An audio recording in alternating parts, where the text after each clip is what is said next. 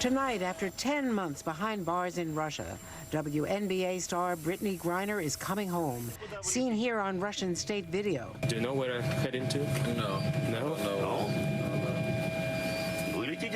You fly back home. WNBA star Brittany Griner is back home from Russia after serving 10 months of what was a 9-year sentence for carrying vape canisters that allegedly had cannabis oil. Now, across America and really much of the Western world, that kind of drug possession prison sentence was widely viewed as extreme, obviously unjust. Indeed, it's the absurd sentence there that underscores why Griner was validly viewed as a political prisoner. Just to spell that out, if you imagine a different American was convicted based on facts for a crime that really did merit 9 years, say a violent offense caught on video with no justification, then they wouldn't legally be a political prisoner, even if they did the bad thing in a legal system located in a country that the U.S. views as an adversary, like Russia. And while some Republicans are now trying to attack the details of the Biden swap, the fact is, and we have the public record, many people viewed this as wrong. They joined the broader consensus that this sentence was unjust. Now, much of that makes sense. Indeed, you could look across the discussion of this from when it first came down, if you remove just the super right-wing partisans, and you would find people saying, Putin, 9 years against an athlete because of a vape canister of pot? I mean, this is obviously unfair. And that scans. That's relatable as a matter of justice. Now, take a listen. WNBA star Brittany Griner convicted today on drug charges in Russia. A judge sentencing her to 9 years in a penal colony. It's close to 10 years in prison. That is injustice. That's an American citizen that does not belong in jail for 9 years. Brittany Griner should never have had to stand trial, let alone be sentenced to nearly a decade behind bars. I feel bad because the sentence is 5 to 10 years. They made it seem like she had like pounds of marijuana on her. This would not happen in the United States of America. That's just a sampling of what I was describing to you, that it was widespread views that this was egregious as a sentence, and that includes conversation on Fox News back before folks were trying to politicize the Biden part. Much of that makes sense and is relatable. You may have noticed that last sweeping claim, though, quote, this wouldn't happen in the United States. False. This happens in the United States. This, if by this we mean harsh draconian drug sentences for mere possession, has been happening for a long time. And even now, as some states legalize pot and there's a push for a more treatment-oriented approach to drug possession or use, the drug war is alive and well in America. I've told you that before. Police make over 1 million arrests a year for drug possession alone. That fixation on possession is still an endemic part of how policing works in America. That means apart from, say, dealing drugs or violence that could be linked to drugs, which are very serious felonies, the possession obsession drives extreme sentences in the U.S. with no Putin in sight. I mean this quite literally. This isn't something where I'm sort of drawing a connection to Russia. I'm telling you the news. Here's someone you may not hear about as much as Ms. Griner. A man named Alan Russell.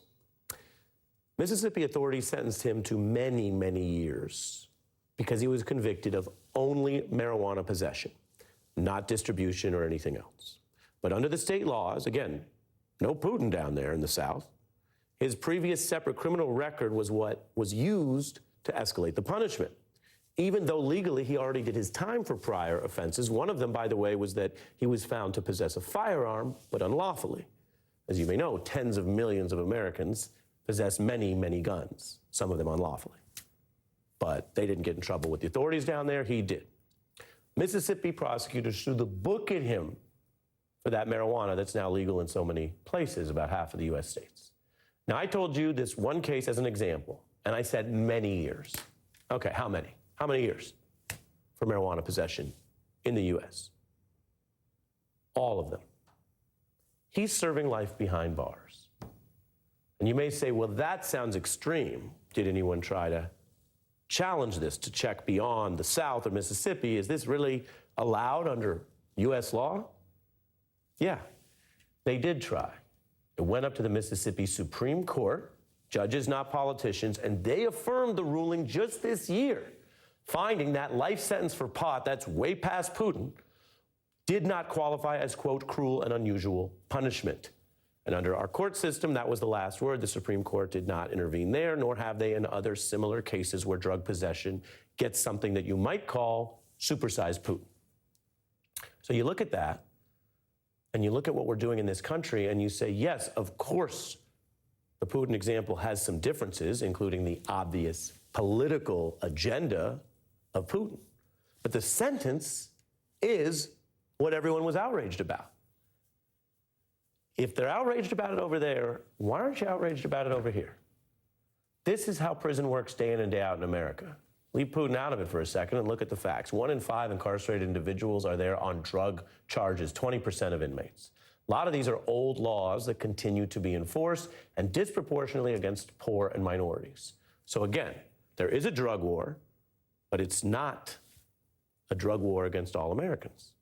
New York Times recently did touch on this issue, discussing the failed war on drugs and highlighting there are some reforms still in the works. The Equal Act, for example, would try to once and for all end the disparity for drug offenses between different types of drugs, which are one of the ways that there is discrimination against poor and minorities. That bill would reverse the disparity that was began back in the Reagan era in the 80s that was going after specifically crack cocaine with the racial politics of the time. Black Americans convicted for 80% of those convictions, despite the fact that 2/3 of all people who smoke crack are white. Let me repeat. 2/3 of all people in the United States who smoke crack are white, but they're not being arrested and convicted and jailed this way. Now, some senators are actually pushing to get this passed before the year ends.